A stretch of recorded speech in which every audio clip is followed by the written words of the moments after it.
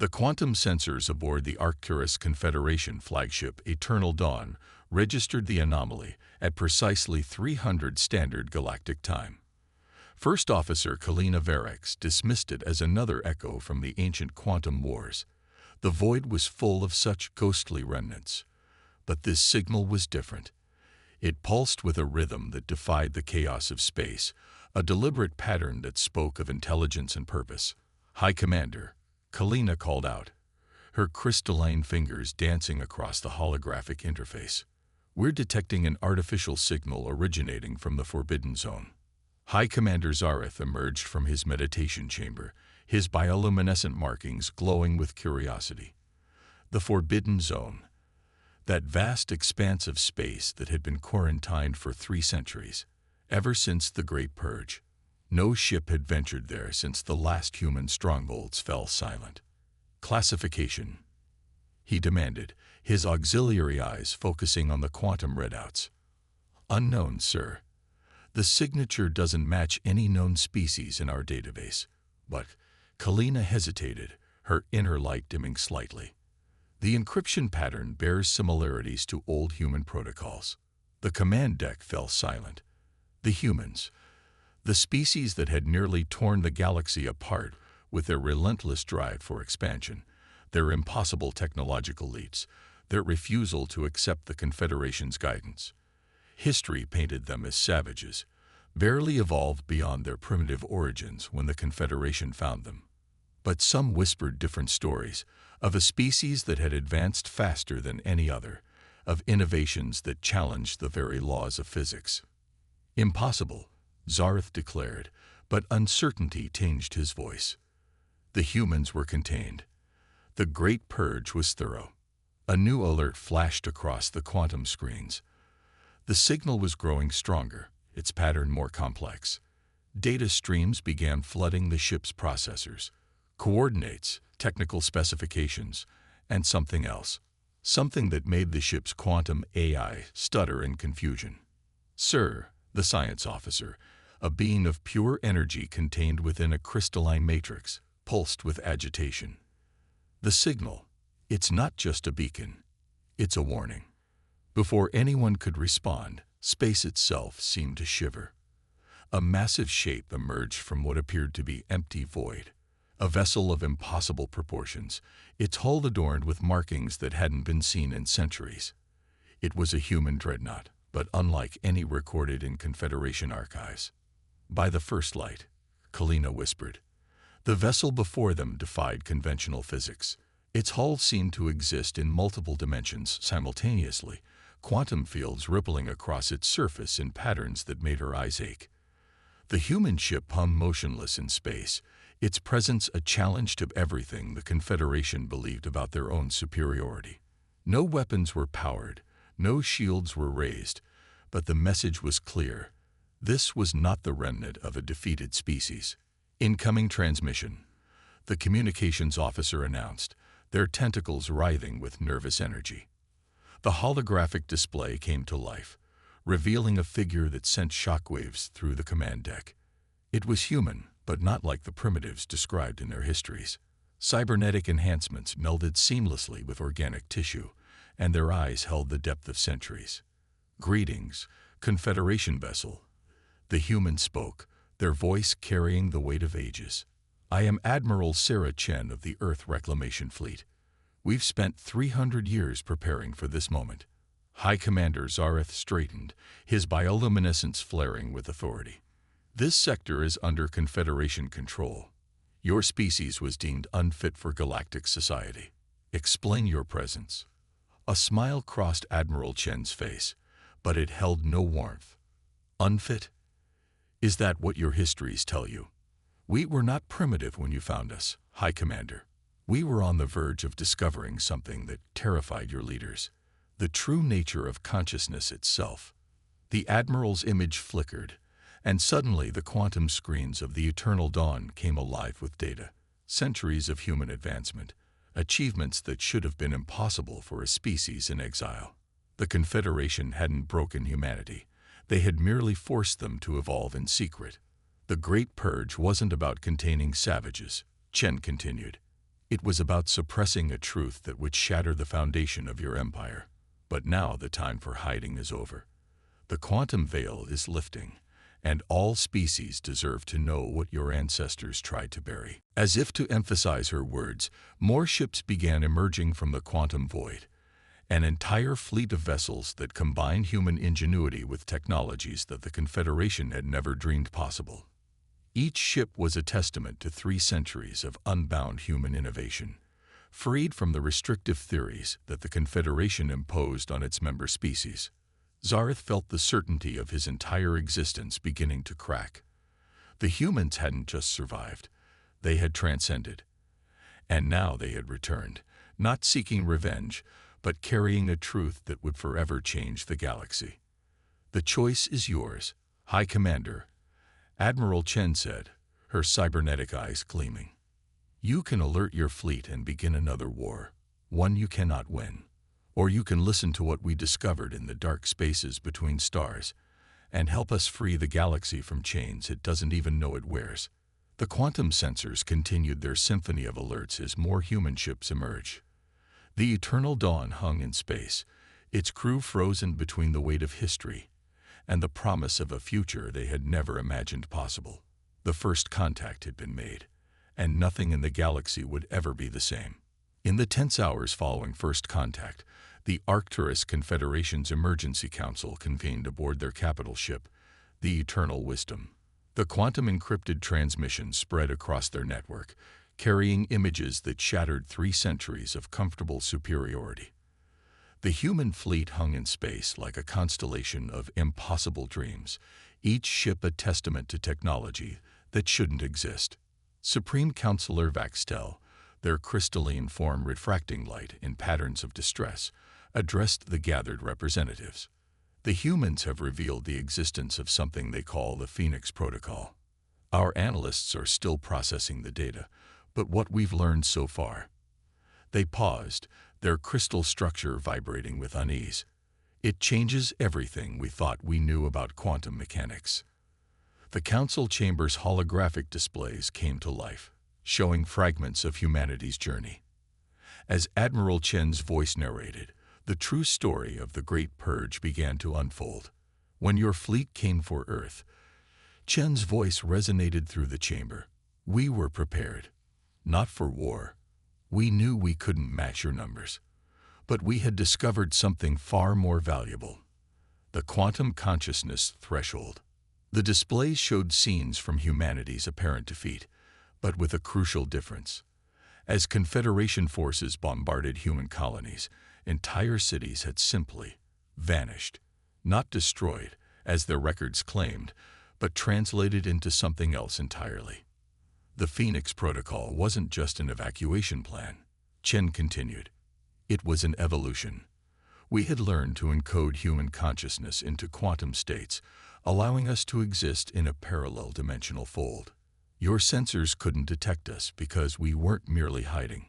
We were existing in a state of quantum superposition. The council erupted in chaos. Quantum superposition at a macroscopic scale. It violated every principle of physics the Confederation held sacred. Yet the evidence hovered before them in space. Ships that seemed to flicker between states of existence. Technology that danced along the boundaries of reality itself. Aboard the human flagship Quantum Phoenix, Admiral Chen watched the Confederation's reaction with a mixture of satisfaction and sadness. Beside her stood Dr. Marcus Wong, the grandson of the Phoenix Protocol's creator, his cybernetic enhancements glowing softly as he monitored the quantum field interactions.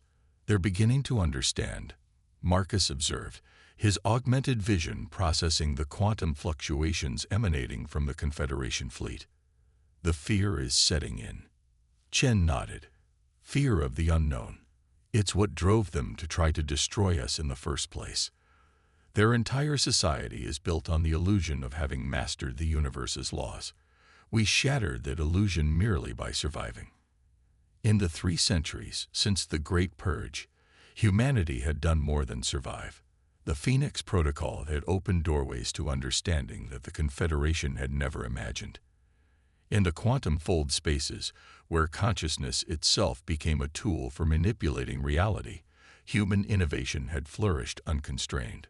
"Show them," Chen commanded softly. Marcus initiated the quantum demonstration sequence. Around the human fleet, space itself began to ripple. The quantum fold opened partially, giving the Confederation a glimpse of what humanity had built in exile. Vast cities existing in dimensional spaces, research stations that studied the very fabric of consciousness, and factories that crafted technology by manipulating reality at its most fundamental level. "This is what you tried to destroy," Chen's voice carried to the Confederation Council. "Not just a species, but a breakthrough in understanding. We learned to encode our entire civilization into quantum states, to build and create in spaces between conventional reality. The Phoenix Protocol didn't just save us, it transformed us." In the council chamber, Supreme Counselor Vaxtel watched in stunned silence as their most fundamental beliefs crumbled. The humans hadn't been primitive savages gaining technology too quickly. They had been pioneers on the verge of the greatest discovery in galactic history, and the Confederation, in their fear and arrogance, had tried to extinguish that light. "Your ancestors feared what we might become," Chen continued, her voice carrying no accusation, only a deep sadness. "Now we offer you the chance to become something greater together." The quantum consciousness threshold isn't just human technology. It's the next step in cosmic evolution. All species carry this potential within them. Dr. Wang's sensors detected quantum fluctuations from several Confederation ships, unconscious resonances from minds beginning to touch the edges of what humanity had discovered. "They're starting to resonate," he reported. "Their consciousness is naturally trying to sync with the quantum field." Admiral Chen smiled. This was the true victory they had waited 3 centuries to achieve. Not revenge, not dominance, but the chance to share an understanding that would transform galactic civilization itself. The Phoenix Protocol was never meant to be just humanity's salvation. She addressed the Council. It was meant to be the gateway to something greater than any single species. We spent 3 centuries perfecting it, preparing for this moment. Now we offer you a choice. Remain bound by the limitations of your current understanding, or join us in exploring what consciousness truly means in this quantum universe.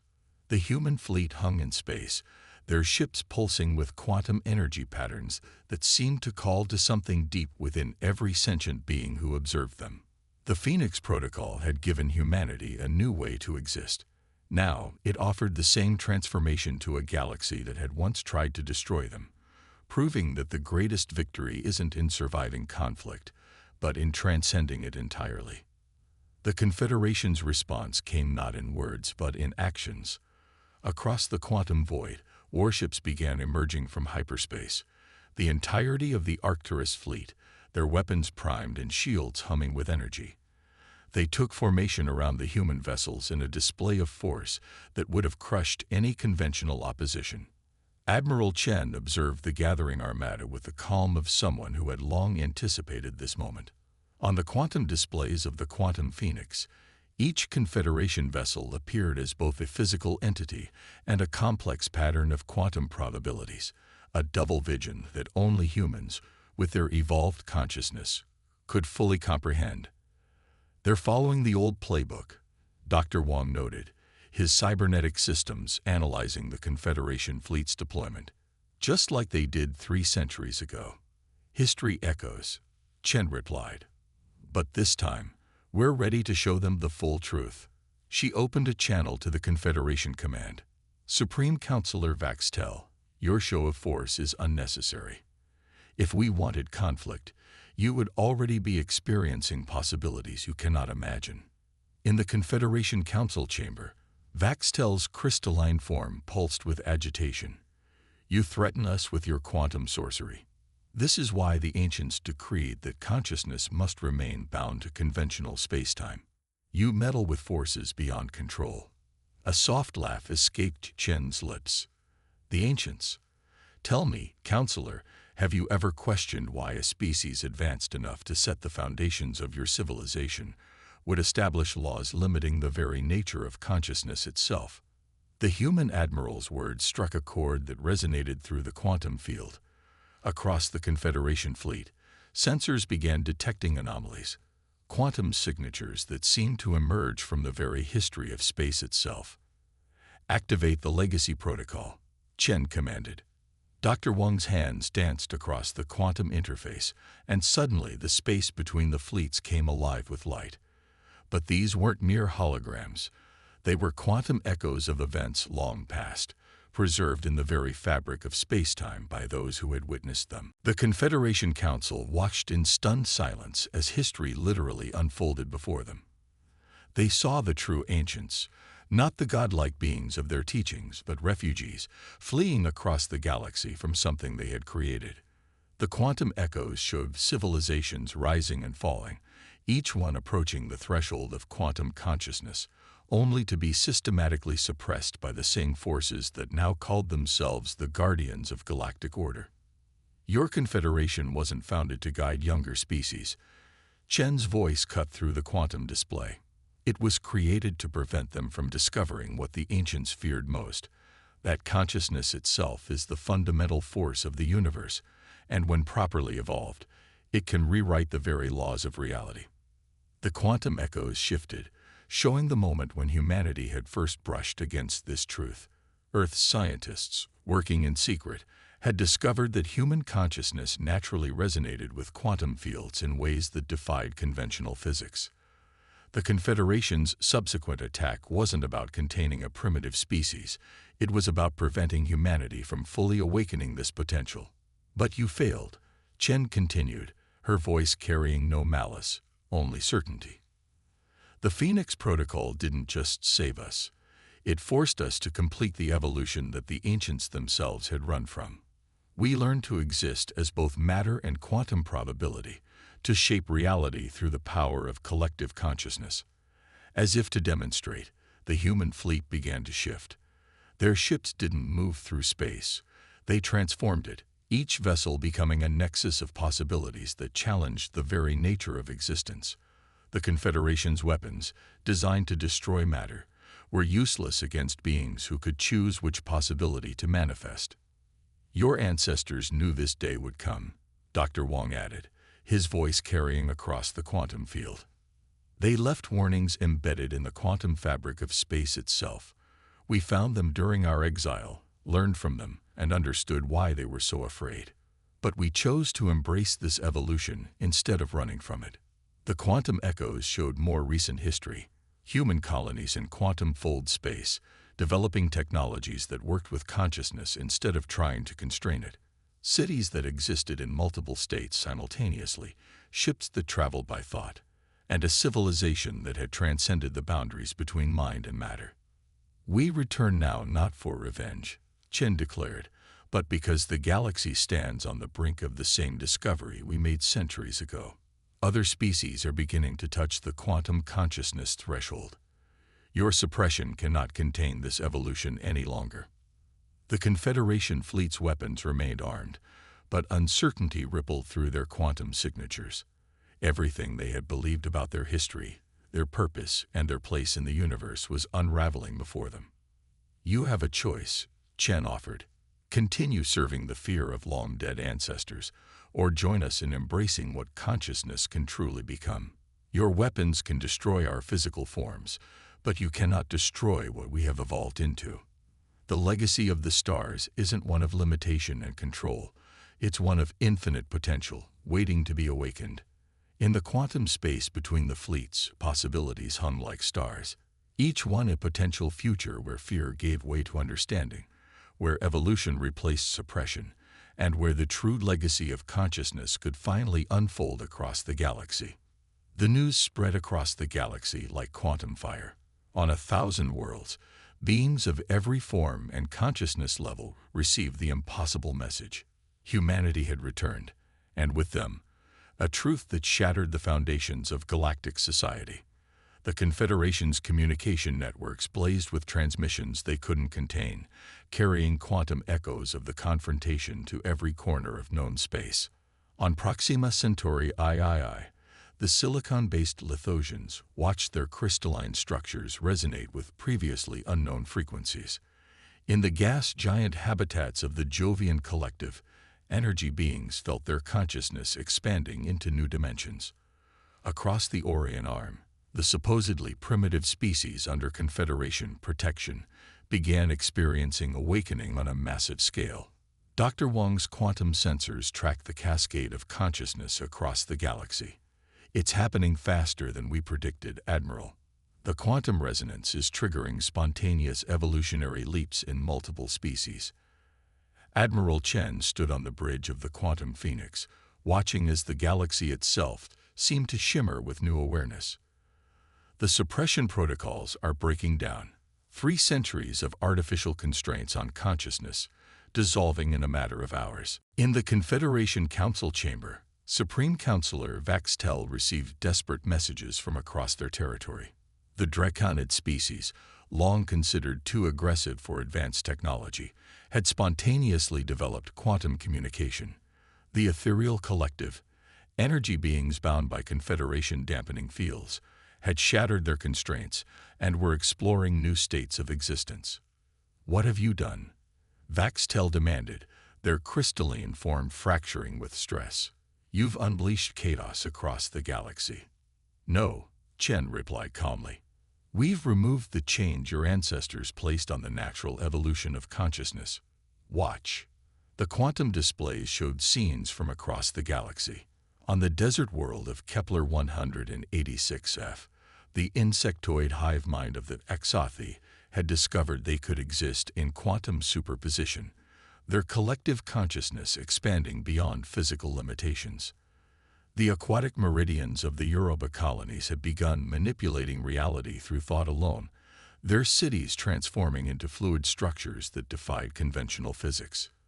"Your control was always an illusion," Dr. Wong explained, his cybernetic systems processing the flood of data from awakening worlds. "Consciousness naturally evolves toward quantum integration. The ancients didn't protect the galaxy. They stunted it, forced it to remain in an artificial infancy."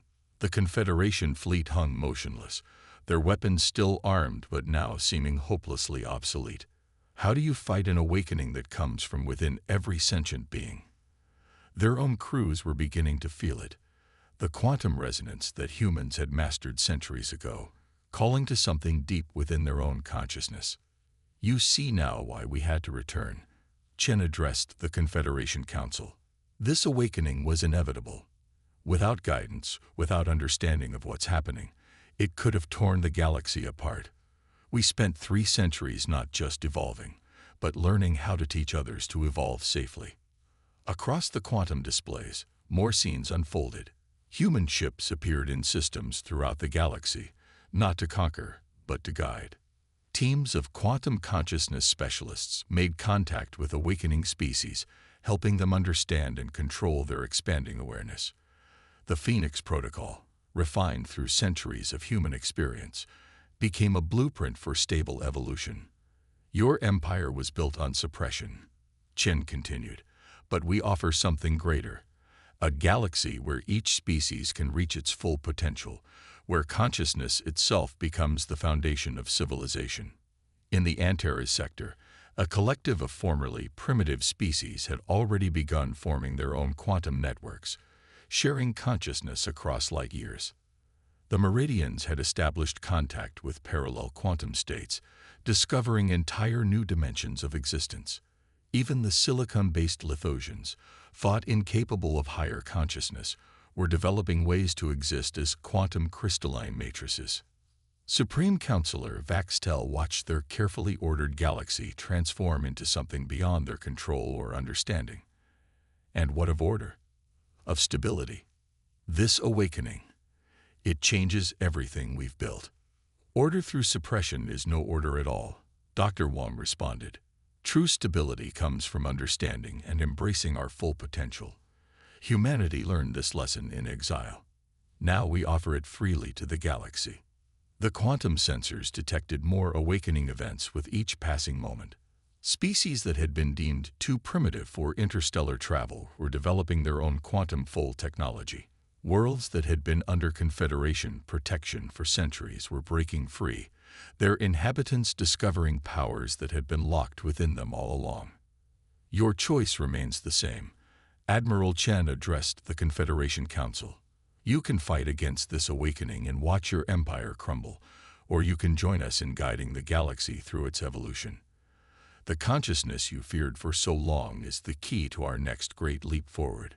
In the quantum space between fleets, the future hung in probability clouds, infinite potential waiting to be shaped by newly awakened minds. The galaxy was transforming, not through war or conquest, but through the simple, unstoppable power of consciousness recognizing its own true nature. The moment of decision arrived as a wave of quantum resonance swept through the galaxy. The Confederation fleet, once the unchallenged power among the stars, faced not just humanity's returned forces, but a reality where their most basic assumptions about existence had crumbled. Supreme Counselor Vaxtel stood in the quantum-enhanced chamber of the eternal wisdom, watching as centuries of careful control dissolved into a new paradigm. "The last holdouts are falling," Dr. Wong reported from aboard the Quantum Phoenix, his cybernetic systems tracking the cascade of awakening consciousness across space. "The Confederation's suppression protocols are failing system by system. Even their own populations are beginning to break free." Admiral Chen nodded, watching the quantum probability streams that showed the transformation spreading faster than light itself. They never understood what they were truly suppressing. Consciousness doesn't recognize artificial boundaries. Once it starts to awaken, it resonates across all barriers. In the furthest reaches of Confederation space, entire species were emerging from enforced technological and spiritual stasis. The Zeta Reticuli Collective, long classified as primitive energy gatherers, had shattered their quantum dampeners and were exploring states of existence that defied conventional physics. The crystalline beings of the Pleiades cluster had transformed their entire civilization into a quantum consciousness network that spanned multiple dimensions. "Your empire is already gone," Chen communicated to the Confederation Council. "Not destroyed, transformed. The only question remaining is whether you will transform with it." Vaxtel's crystalline form pulsed with the chaos of competing possibilities. Around them, even their own crew was changing, their consciousness expanding beyond the artificial constraints imposed by centuries of conditioning. The quantum display showed scenes from across their former territory, worlds awakening, species evolving, and reality itself being reshaped by minds, finally free to reach their true potential. "You speak of transformation," Vaxtel responded, their voice carrying the weight of a dying era. "But what you've unleashed is beyond control. How can any civilization survive such fundamental change?" The answer came not in words but in experience. The human fleet initiated what they called the Unity Protocol, a controlled quantum field that allowed the Confederation leaders to directly experience what humanity had discovered in their centuries of exile. In an instant, Vaxtel and the Council found their consciousness expanded, touching the quantum realm that humans had learned to inhabit.